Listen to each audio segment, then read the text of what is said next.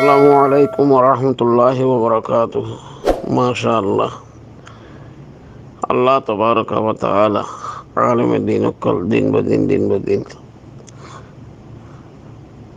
দুনিয়াত লৈ যাৰ গৈ এইবাৰলে পাকিস্তানৰ শাইখুল হাদিস মাওলানা সাইফুর রহমান সাহেব রহমতুল্লাহ আলাই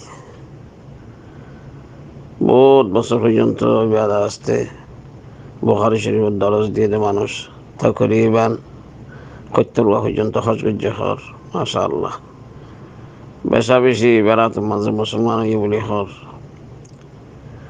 কাফের কল আল্লাহ এবারে রাহম করুক, এবার কথা খুচুরির মাফ করুক, এবার জাগার মাঝে আরো বালা বালা আলম কল তৈয়ার করি দুক।